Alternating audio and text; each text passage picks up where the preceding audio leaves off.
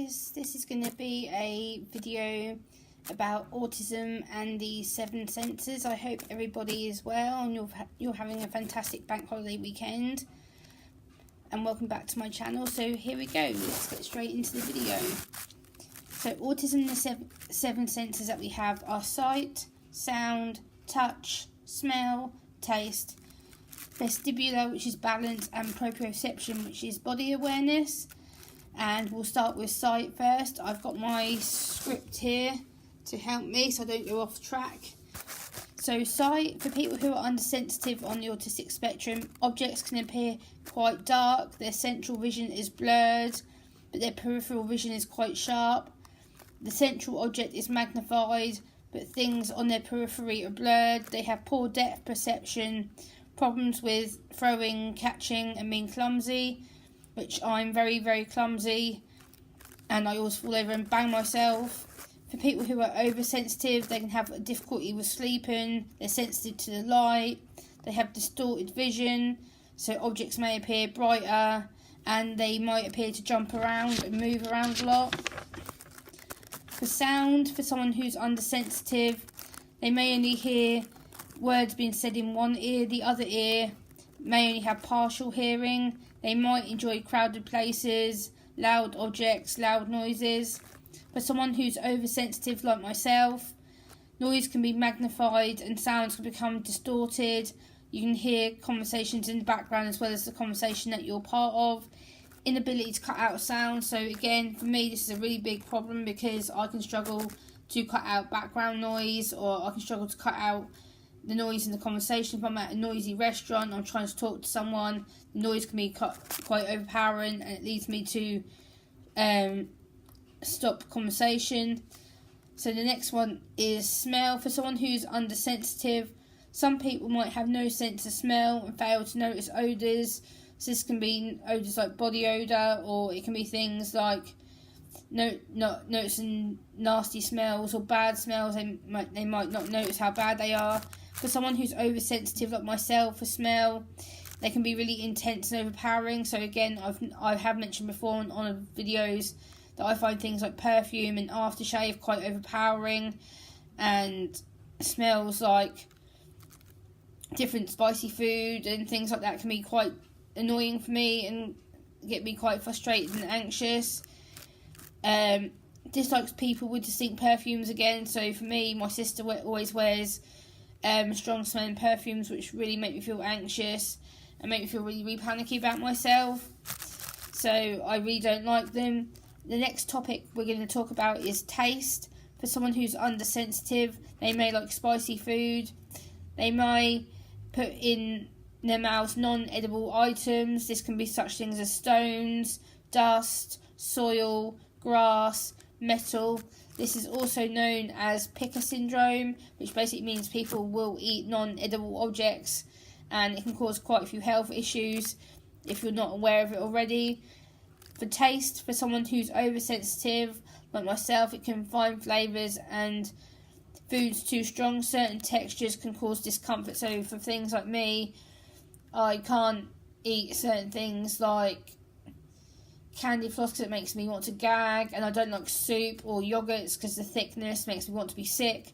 So again, I avoid them areas because I know I don't like them. Things like mashed potato, I can't stand mashed potato on its own, but if it's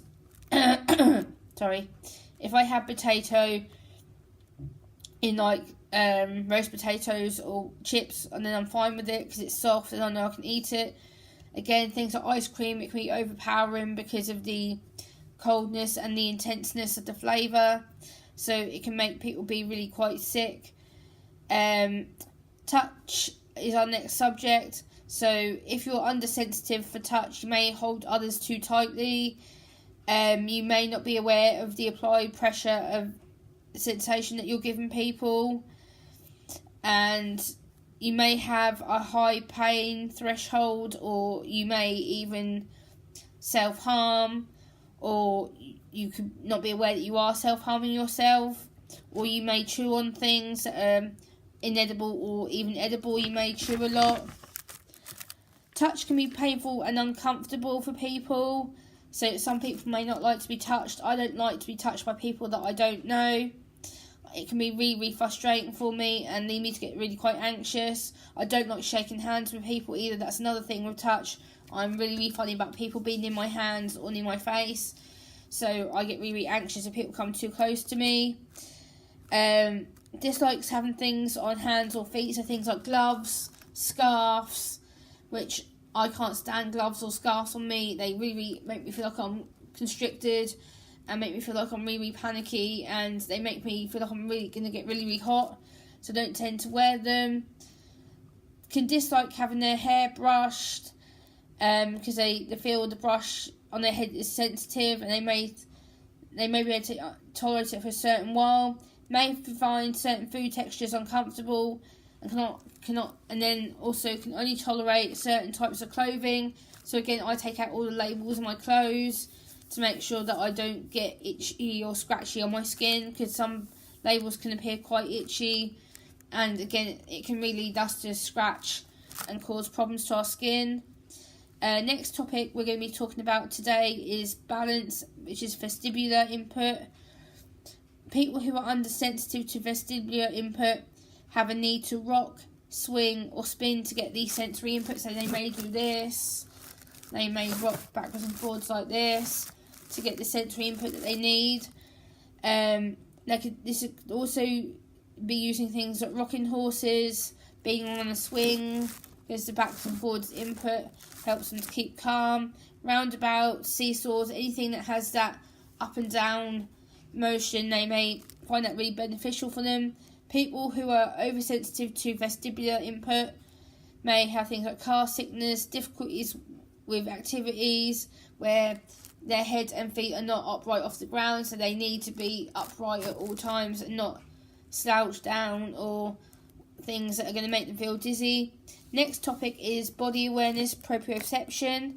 Our body awareness system tells us where our bodies are in space and how different body parts are making. So if you're undersensitive to proprioception input, you may stand too close to others without measuring the proximity to other people. You need to judge personal space. They may find it hard to navigate and avoid obstructions. So in other words, they could really struggle with reading maps and things like that, and avoiding traffic obstructions, things like that. Difficulties with fine motor skills, e.g. manipulating small objects like buttons or shoelaces, which I can't do for the love of trying. I've tried so many times, I've given up. Moves the whole body to look at something. So I could be in a place to look at a picture, or look at a place to look at a certain item of clothing, and I'll move my body to where the clothes are. So I actually go up to the aisle of where the clothes are and to have a closer look at it. Also, we're going to be talking about synesthesia, which is a rare condition experienced by some people on the autistic spectrum. It's an experience that goes in through one sensory system and out through another. So a lot of people with synesthesia will see the world in colours instead of pictures. So every time that they see the world and go through their synesthesia, it can be colours instead of words.